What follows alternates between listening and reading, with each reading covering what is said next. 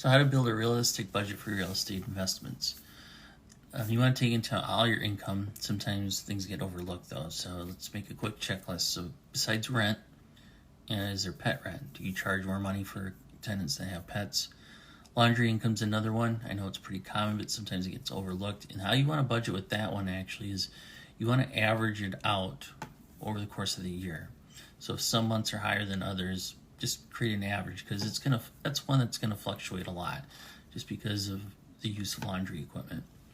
Storage is another one you should have on your income list, and then any parking that you charge, whether it's a garage spot or a parking spot or both.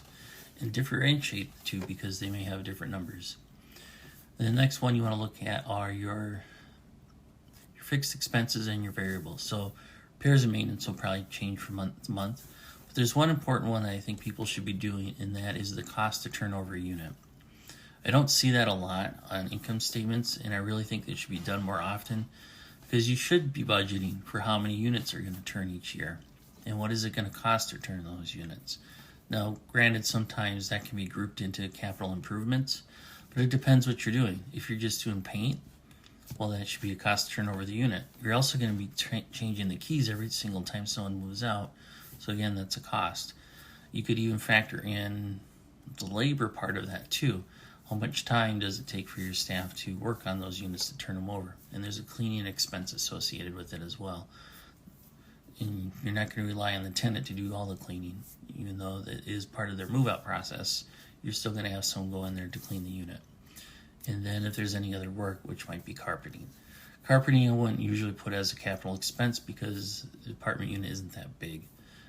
It's usually just expensed. And then other things you should take into account are setting aside money for reserves. And then if you have partners that need to be paid for on the profits, you're going to have waterfall payments, whether that's quarterly or monthly. So that should be factored into your budgeting for cash flow as well.